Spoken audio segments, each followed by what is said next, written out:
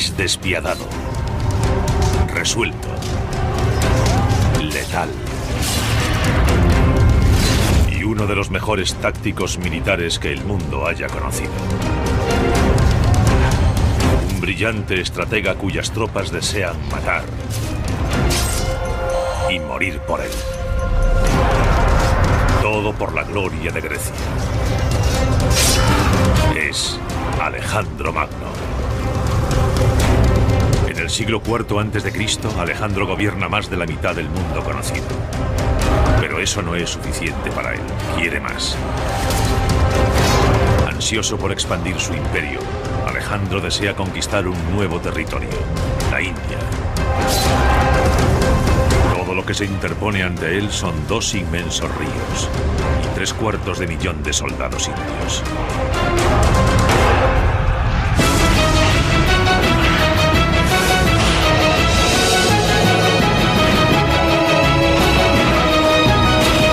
Batallas legendarias. Alejandro, el señor de la guerra. Año 331 a.C., la batalla de Arbela o de Gaugamela. Cerca de 50.000 griegos luchan contra un antiguo enemigo, los persas. Cada una de estas 2 superpotencias lleva cientos de años derramando la sangre de la otra.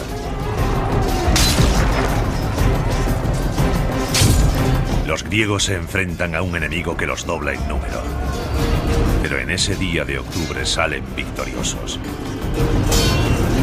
Y cambian el curso de la historia.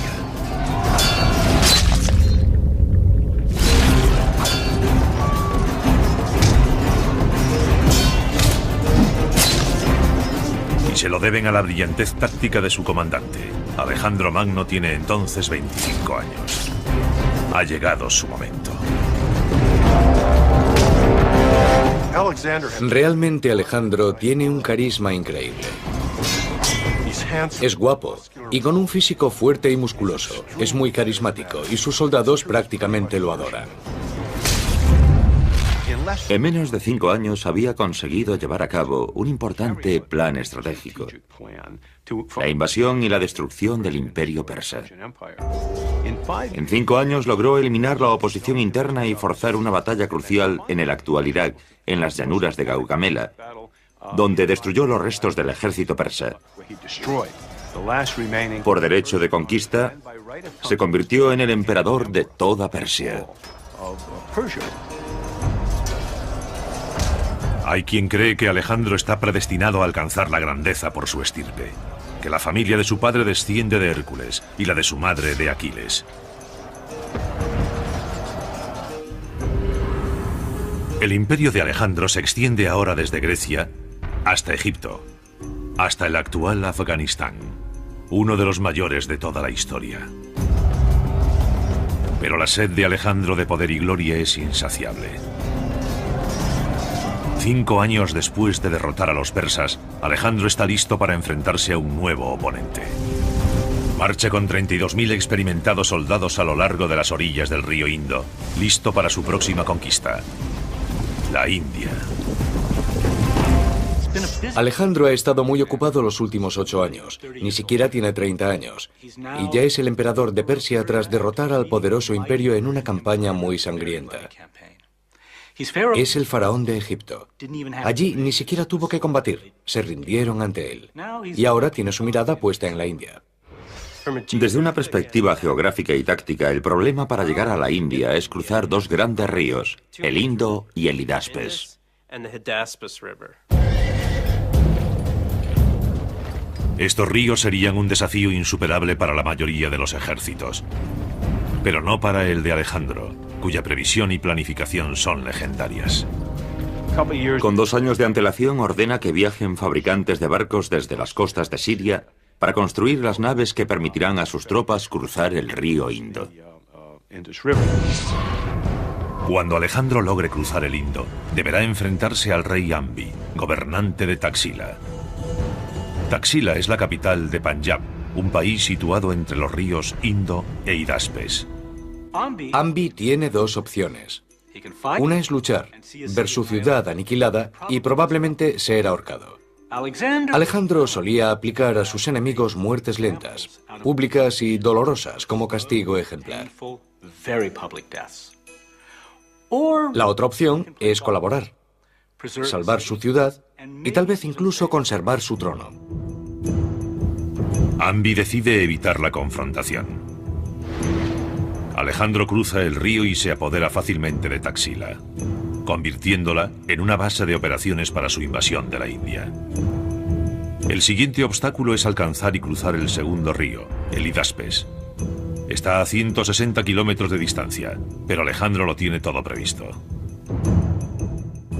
Su ejército no puede transportar barcos enteros 160 kilómetros por la India hasta el Hidaspes, así que los desmontan y los transportan por partes. Eran una especie de embarcaciones plegables que permitían construir la estructura y transportar sus partes por separado. Así que cuando querían cruzar un río podían ensamblarlas un par de días antes. Alejandro tarda 2 meses en llegar al río Hidaspes. Su leal y fiel ejército se compone de 23.000 soldados de infantería y 9.000 de caballería. Muchos han combatido con Alejandro desde el principio, seducidos por su personalidad y sus sueños de gloria. Luchaban por el honor y la gloria individual. Todos sus mitos eran grandes guerreros como Agamenón, Aquiles, Hércules. Todos son grandes guerreros. Consiguen cualquier cosa porque lo son. Creo que para Alejandro ser un héroe, ser un guerrero profesional, siempre en busca de más y más gloria, se convirtió psicológicamente en una forma de vida. En la otra orilla del río Hidaspes espera a Alejandro un adversario igualmente orgulloso y valiente, el rey indio Poros de Paura. Poros desciende de una larga estirpe de reyes guerreros. Mide más de 1,80 m, un gigante para aquel siglo IV a.C. Como es su costumbre, Alejandro intenta primero una conquista diplomática. Invita a Poros a reunirse con él para, básicamente, ofrecerle la oportunidad de evitar males mayores si le rinde tributo y entrega su trono pacíficamente. Poros no solo se niega a rendirse, sino que desafía al legendario Alejandro Magno a luchar. Le dice, sí, nos encontraremos, pero en el campo de batalla. Poros está dispuesto a defender su reino a cualquier precio. Tiene bajo su mando unos 30.000 soldados de infantería, 2.000 de caballería y 300 carros. Pero además tiene algo que ni Alejandro ni los griegos han visto jamás.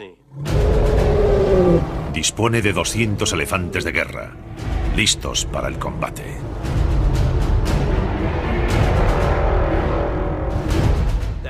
El elefante era un elemento bélico muy desarrollado en el ejército indio. Se necesitaban 10 años para adiestrar a un elefante y estaban muy bien entrenados.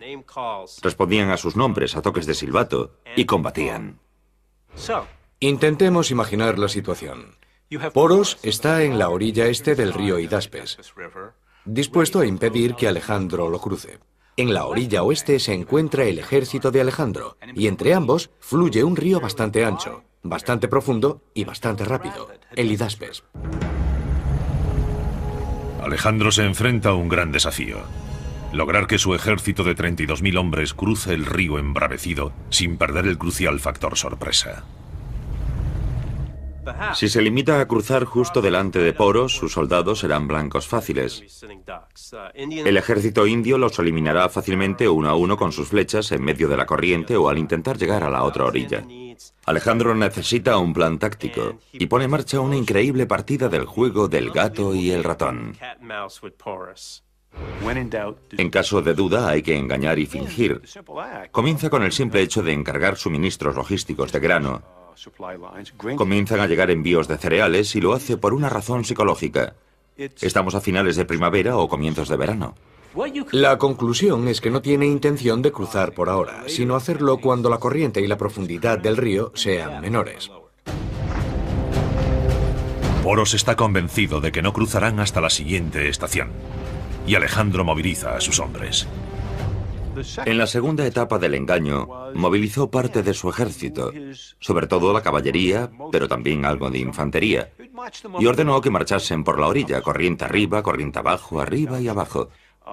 En un principio eso haría pensar a Poros que estaba buscando un lugar para cruzar, Quizás sea para utilizarlo en un futuro, pero está buscando un lugar para cruzar. Muy bien, averiguaré por dónde va a cruzar y desplegaré mis tropas contra él. Así que Poros y su ejército comienzan a seguir a Alejandro por la orilla opuesta. Poros sigue los movimientos de las tropas griegas con todo su ejército. Esto pudo prolongarse una semana o dos y Alejandro siempre ha regresado al campamento, por lo que Poros piensa, esto no tiene sentido. Aunque esté buscando un lugar para cruzar, no hay necesidad de que haga marchar a todo mi ejército arriba y abajo por la orilla. Y lo que hace es establecer vigías en su orilla del río.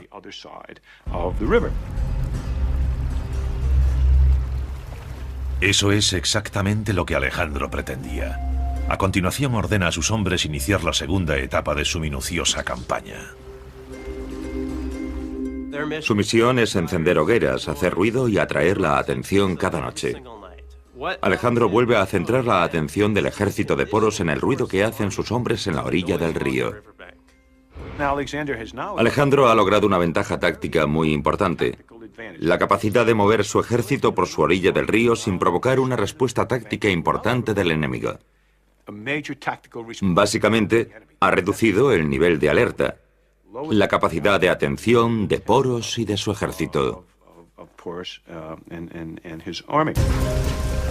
Por fin, después de 2 meses y al amparo de la oscuridad, Alejandro conduce un contingente de tropas fuera del campamento. Debido a la situación a la que se ha acostumbrado, Poros casi no presta atención. Alejandro nunca tuvo la intención de esperar para cruzar el río. Todo lo que ha hecho hasta ahora es crear la situación necesaria para cruzar el río sin alertar al ejército indio y así lograr una ventaja táctica. Es absolutamente brillante. Sabe exactamente por dónde va a cruzar y que lo va a hacer esa noche.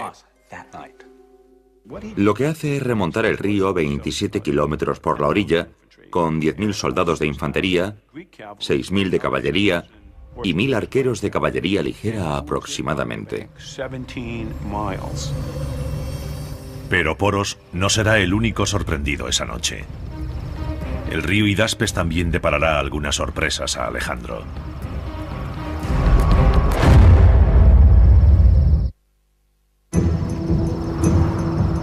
Año 326 a.C. Es medianoche, y Alejandro Magno está a punto de conducir a unos 20.000 soldados a través de un río embravecido en la India. Lleva 2 meses preparando esta sorpresa. Horas antes, Alejandro había llevado a su tropa a 27 kilómetros de su campamento principal, remontando el Hidaspes. Por ahí es por donde cruzarán. El ejército de Alejandro es una máquina de guerra bien engrasada y experimentada. Llevan buena parte de una década mejorando y actualizándose con cada campaña. 3 años antes se enfrentaron a uno de sus mayores desafíos contra los nómadas de Asia Central. La batalla se desarrolló cerca de Bactria y Sogdiana, los actuales Afganistán y Pakistán, las provincias más orientales del imperio de Alejandro. El problema de Alejandro con las provincias más orientales es que no son verdaderas naciones-estado, sino conglomerados de comunidades étnicas tribales que luchan entre sí. Algo muy parecido a lo que hoy sucede en Pakistán y Afganistán. Por lo tanto, lo que se propone básicamente es sofocar esas revueltas. Los habitantes de Asia Central son tribus nómadas de pastores que proceden de las orillas del Mar Caspio. Son duros, tienen que serlo para sobrevivir en las escarpadas montañas de Afganistán. Son magníficos jinetes expertos en tácticas de hostigamiento. Tanto Alejandro como sus tropas carecen del equipamiento y el entrenamiento necesarios para enfrentarse a este tipo de ataque. La formación habitual de los griegos consiste en moverse a la vez, en una falange formada por varias filas de guerreros. Pero su nuevo enemigo, los guerrilleros tribales de Asia Central, cuenta con arqueros a caballo que atacan con flechas rápidas y letales. Se mueven con gran ligereza y rapidez. Hostigan al enemigo con una descarga de flechas o jabalinas y se retiran rápidamente. Para combatir esta nueva amenaza, Alejandro reestructura su ejército e incorpora una caballería ligera de arqueros a sus tropas. Lo que hace es reconfigurar su ejército de origen fundamentalmente persa para que sea mucho más ligero. Para ello utiliza la infantería ligera persa, también infantería pesada, pero sobre todo infantería ligera y caballería ligera. Estas tropas más rápidas y con experiencia en combate son las que Alejandro conduce hacia la conquista de la India. Tras 2 años de guerra de guerrillas en las provincias orientales y haber logrado la victoria, Alejandro fija ahora su mirada más al este, en la India. Pero sabe que se enfrenta a un enemigo formidable. El historial del ejército del rey Poros es largo y sangriento. La India se compone en esa época de 16 reinos regionales, cada uno en constante lucha con los demás por el dominio. La guerra era la situación más habitual. Tan pronto como un rey llegaba al poder, comenzaba a atacar a sus vecinos. La India tenía una tradición bélica de más de 1000 años, que se remontaba a la llegada de las tribus arias de Eurasia Central. Fue una de las mayores migraciones de la historia.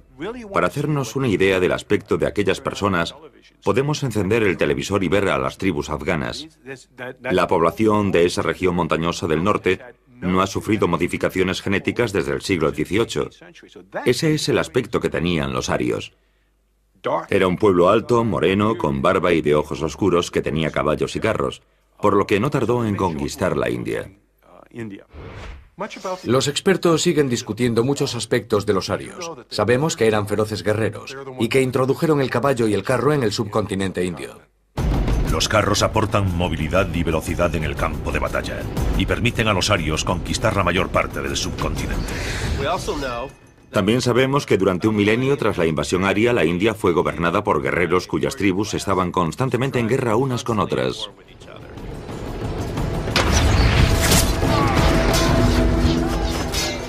La India posee yacimientos de oro y otros metales. Los arios saben construir armas tan sofisticadas como las de cualquier otro ejército. En el Ramayana, un poema épico indio de los primeros siglos antes de Cristo, el villano, Ravana, es representado portando 18 armas diferentes en otras tantas manos. Una jabalina, una espada curva, 3 hachas de combate diferentes, todas las armas que podamos imaginar. Y ese arsenal representa el que los distintos ejércitos indios utilizaban en esa época. Los antiguos reinos de la India habían perfeccionado mucho el arte de la guerra. Un arte del que Poros es un maestro. Ahora espera para defender la India de un nuevo invasor, Alejandro. Poros cree que dispone de tiempo para descubrir cuándo Alejandro cruzará el Hidaspes, pero ha sido engañado. Alejandro lo está cruzando ahora mismo 27 kilómetros río arriba. 10.000 soldados griegos de infantería, 6.000 de caballería pesada y 1.000 arqueros asiáticos de caballería ligera se lanzan a las aguas embravecidas.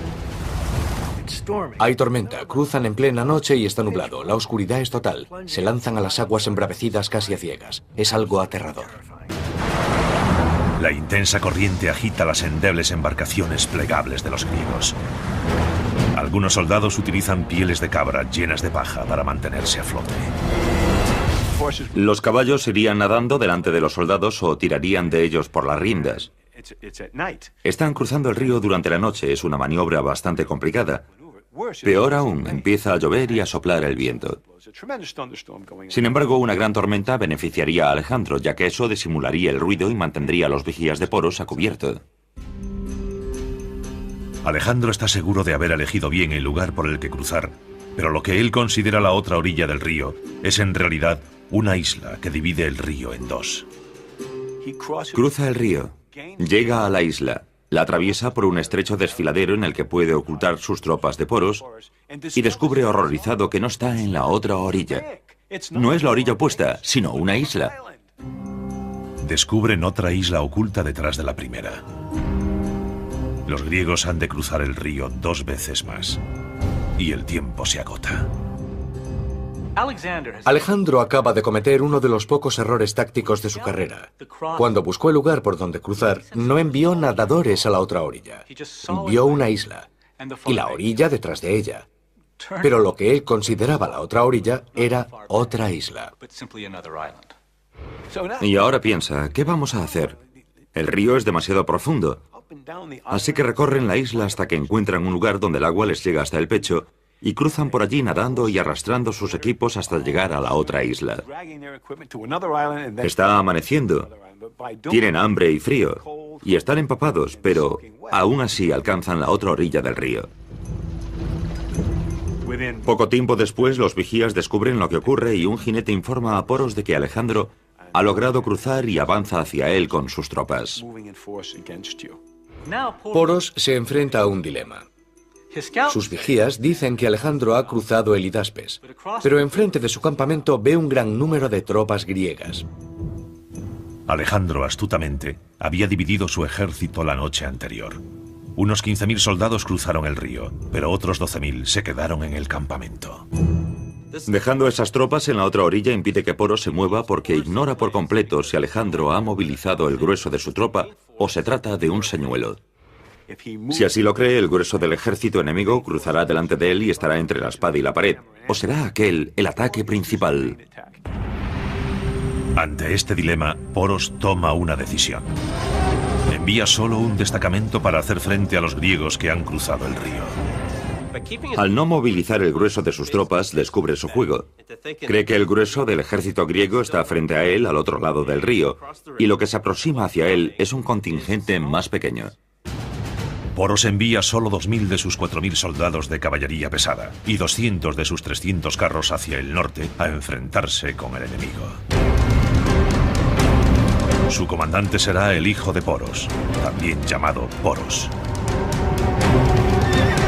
Al mismo tiempo, Alejandro moviliza a sus exhaustos hombres y marcha hacia el sur con su caballería pesada en cabeza. Detrás de ellos van los arqueros asiáticos de la caballería ligera y detrás, la infantería. Pero tan pronto como Alejandro ve el avance de la caballería pesada y los carros del ejército de Poros, se detiene y bajo la inmensa presión del campo de batalla, reconfigura sus tropas sobre la marcha. Alejandro es brillante, sabe exactamente cómo y cuándo modificar su ataque o su defensa en un momento dado. Ve la configuración del ejército de Poros y retira de inmediato su caballería pesada. Enfrentar su caballería pesada contra los carros y la caballería pesada del enemigo no es la mejor opción. Tácticamente sería mejor enviar su caballería ligera para hostigar y detener el avance del enemigo. Y eso hace, envía a sus arqueros iraníes a caballo. Es un truco que aprendió a luchar contra ellos en los límites orientales del Imperio Persa. La caballería ligera de Alejandro se enfrenta al pequeño contingente del joven Poros. Es el comienzo de la batalla del río Hidaspes.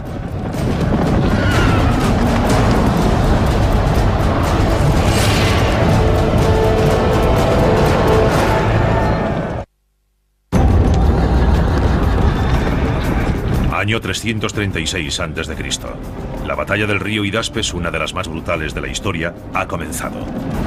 La infantería ligera de Alejandro Magno intenta impedir con sus flechas el avance de los soldados indios. Los arqueros griegos utilizan un arco compuesto muy sofisticado. Está hecho de cuerno y tendones de las patas de ciervos o antílopes salvajes.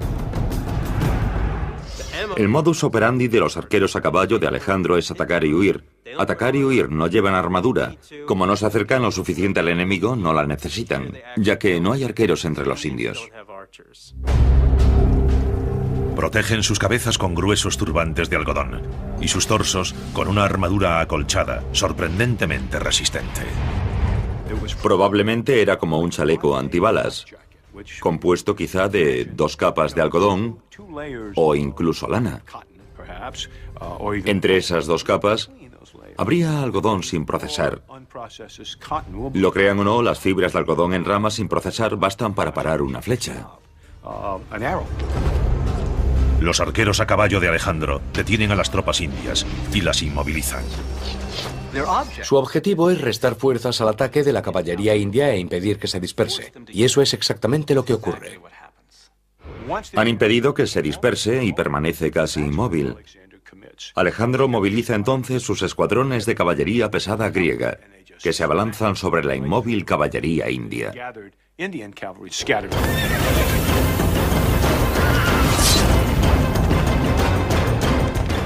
El copis está diseñado para masacrar. Tiene una hoja curvada hacia adelante para obtener el máximo impacto al golpear hacia abajo. Se trata de una antigua herramienta de carnicero, perfecta para la carne y los enemigos. Los carros de arqueros indios lanzan un torrente de flechas contra la infantería de Alejandro. Pero un pequeño escudo de madera cubierto de bronce protege a la infantería griega. Las flechas indias cumplen su cometido, pero las condiciones del campo de batalla favorecen a Alejandro. La lluvia de la noche anterior ha convertido el campo de batalla en un barrizal. Los carros son muy pesados y sus ruedas cubiertas de hierro no pueden maniobrar. Son totalmente inútiles en el barro. Los indios son superados numérica y tácticamente. Mueren casi 500 jinetes indios.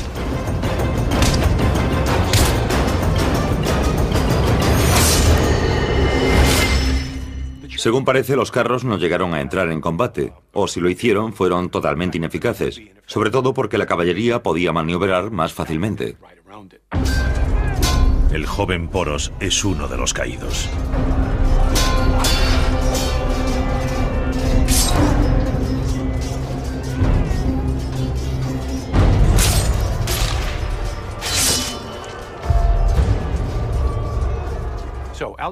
Básicamente, Alejandro ha destruido y barrido la tropa de reconocimiento que Poros ha enviado. Los supervivientes se retiran al campamento de Poros. Le comunican que su hijo está muerto, que sin duda es Alejandro quien dirige el grueso de su ejército y que se dirige al lugar donde están. Poros comprende que el objetivo del contingente griego de la otra orilla del río no es otro que mantenerlo en ese lugar.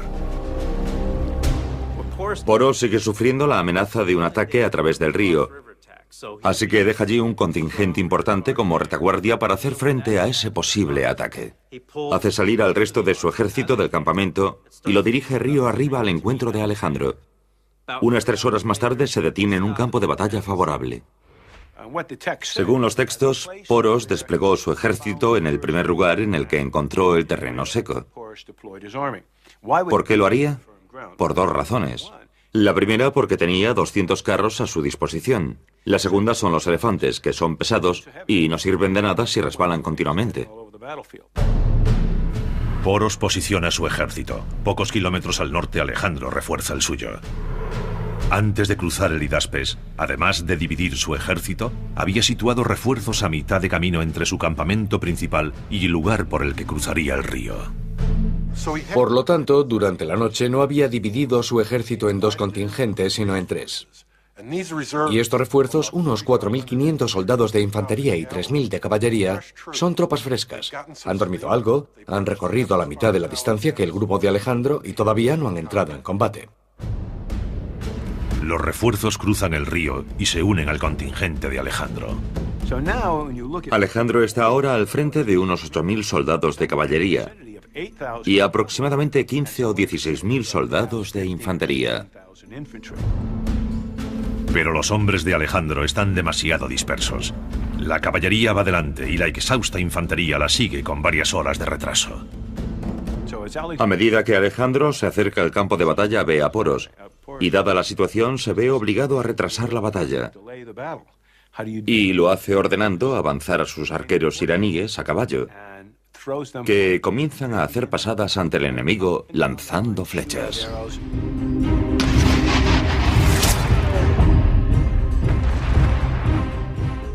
Poros debería haber atacado en ese momento. Tal vez no estaba preparado, tal vez no se sentía demasiado agresivo, no lo sabemos. Pero parece que estaba dispuesto a aceptar la batalla que Alejandro tenía en mente. Poros ha dado tiempo a Alejandro para que llegue su infantería y pueda analizar la formación de las tropas enemigas. Ve ante sí una línea de 200 elefantes de guerra con experiencia en combate. Detrás de los elefantes, una línea aún más larga de 30.000 soldados de infantería. Y en cada ala, una brigada de 1.000 soldados de caballería para proteger los flancos. La infantería de Alejandro es la mitad que la del enemigo, así que su intención es que se libre una batalla de caballería en lugar de una batalla de infantería. Pero hay un problema, los elefantes. El historiador romano Curcio describe así la escena. Las bestias, situadas entre las líneas de hombres armados, parecían torres a cierta distancia, y el propio Poros superaba la estatura humana. La altura de la bestia que montaba parecía sumarse a la suya. Los macedonios nunca habían visto tantos elefantes. Para los soldados no representaban un gran problema, pero sí para los caballos. No estaban acostumbrados a los elefantes, y su olor, su sonido y su aspecto aterraron a los caballos macedonios. Alejandro debe revisar su estrategia para poder aprovechar su caballería o perderá esta batalla y su mejor oportunidad para conquistar la India.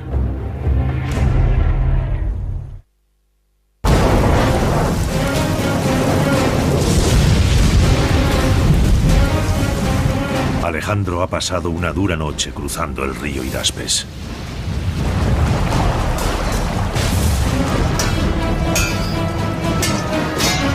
Ha derrotado a una pequeña avanzadilla india.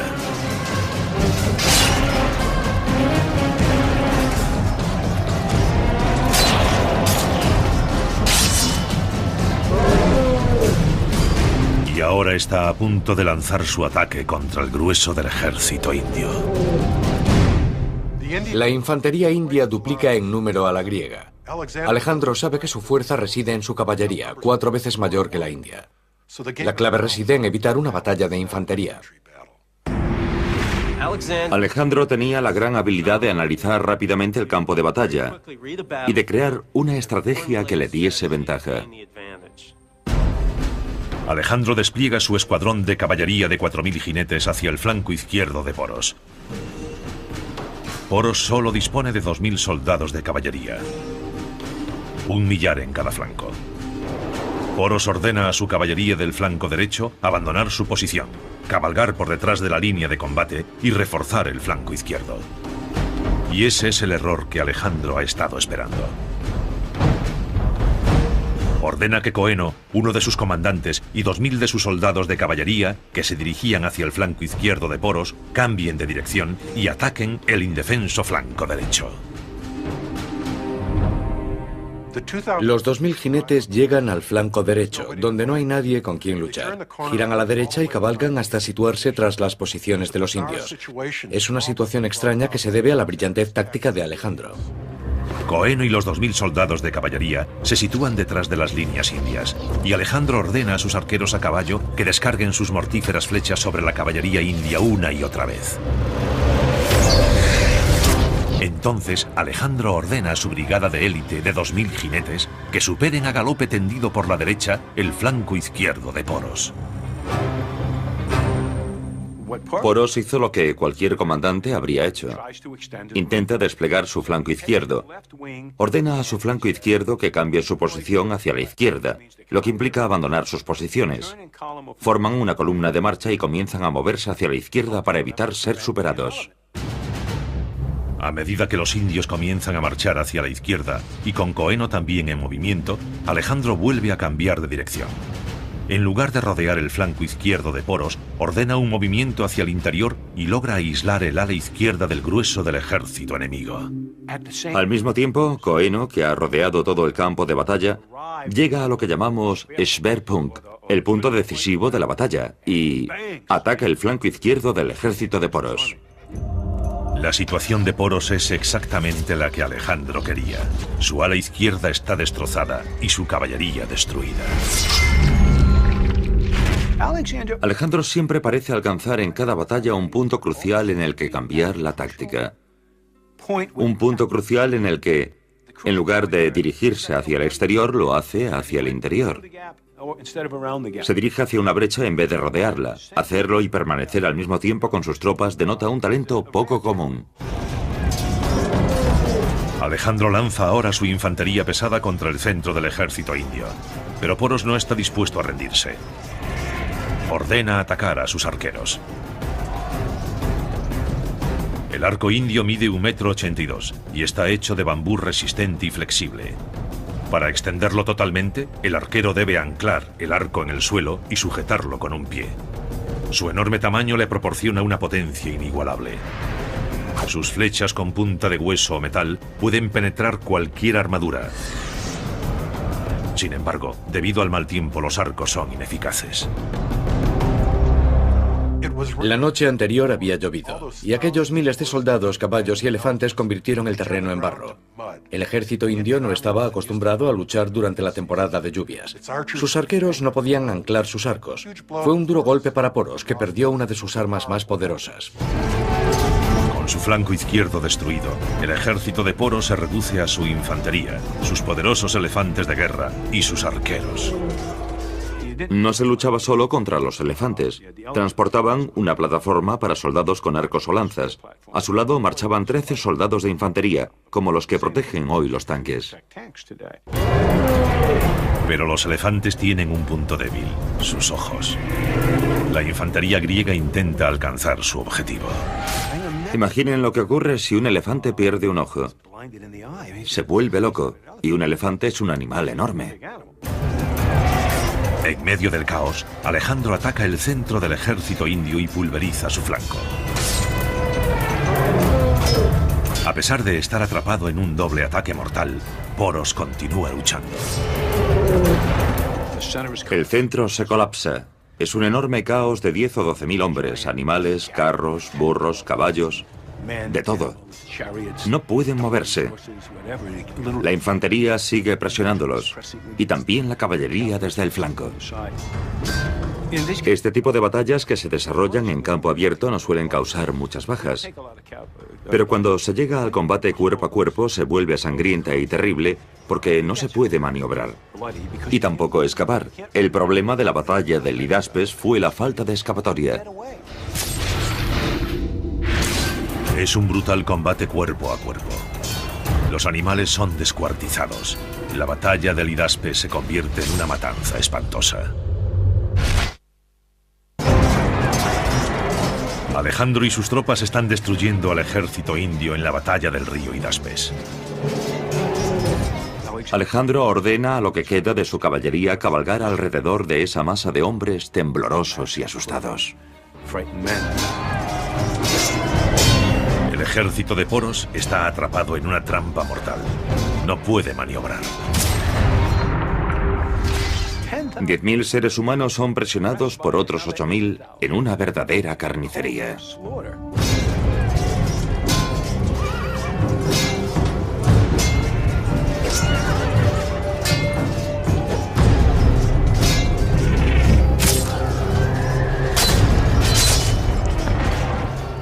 Los gritos de los animales, el ruido de un elefante herido, el relincho de dolor de un caballo. Pensemos que si un caballo resbalaba o caía herido, o un soldado caía, y recordemos que no usaban sillas de montar, morían aplastados.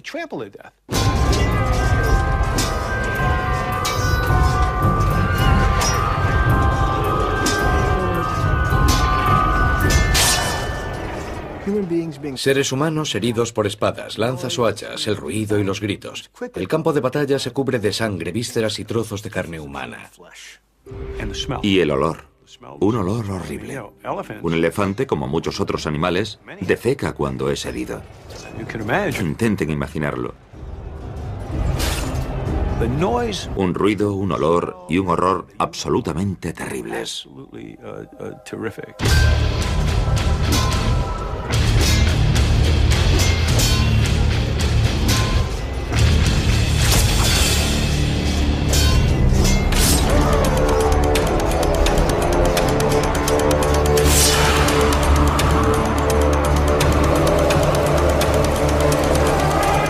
Unas 7 horas después del comienzo de la batalla, el ejército de Poros ha sido prácticamente destruido.